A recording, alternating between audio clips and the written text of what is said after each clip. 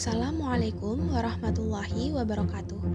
Kami dari kelompok 1 mata kuliah perbandingan pendidikan dengan dosen pengampu Bapak Nur Hasan SPDI MPD akan berbagi sedikit mengenai sistem dan kebijakan pendidikan di Indonesia. Let's go! Sistem dan kebijakan pendidikan di Indonesia. Pengertian kebijakan. Menurut Monahan, kebijakan merupakan suatu hal yang berkenaan dengan gagasan pengaturan organisasi dan merupakan pola formal yang sama-sama diterima pemerintah atau lembaga, sehingga dengan hal itu mereka berusaha mengejar tujuannya. Definisi tersebut diambil dari istilah bahasa atau etimologi yang diturunkan dari bahasa Yunani, yaitu polis atau kebijakan, yang artinya kota atau city.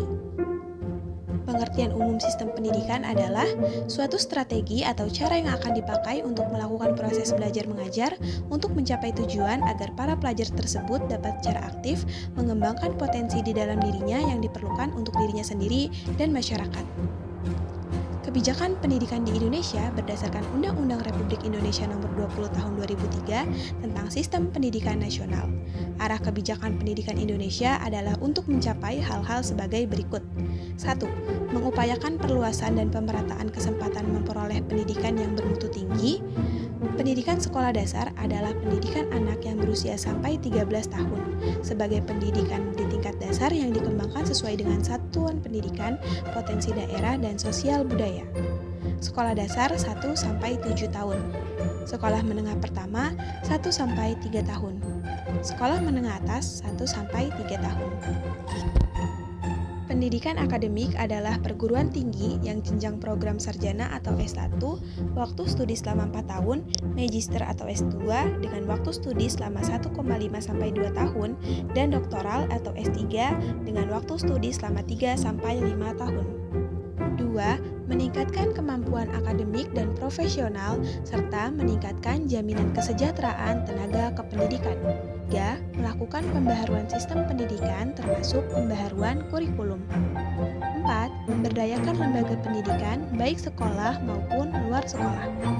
5. Melakukan pembaharuan dan pemantapan sistem pendidikan nasional berdasarkan prinsip desentralisasi. 6. Meningkatkan kualitas lembaga pendidikan. 7. Mengembangkan kualitas sumber daya manusia sedini mungkin secara terarah. 8. Meningkatkan penguasaan, pengembangan, dan pemanfaatan ilmu pengetahuan dan teknologi.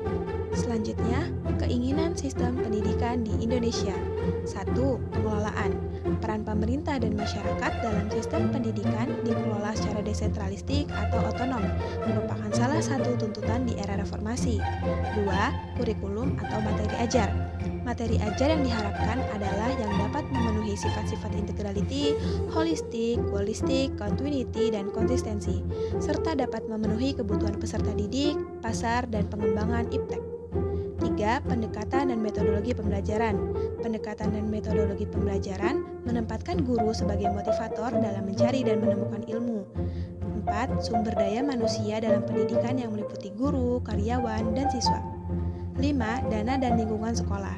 Dana yang diperlukan hendaknya mencukupi atau memadai kebutuhan pendidikan yang diperlukan dan dalam penggunaannya jelas atau transparan, sehingga akan efektif dan efisien. 6. Evaluasi diri dan akreditasi. Akreditasi hendaknya dapat dilakukan oleh banyak lembaga secara independen atau otonom, baik oleh pemerintah maupun ikatan profesi atau asosiasi ahli menurut bidang-bidang keahlian.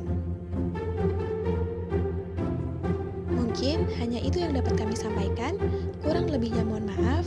Wassalamualaikum warahmatullahi wabarakatuh.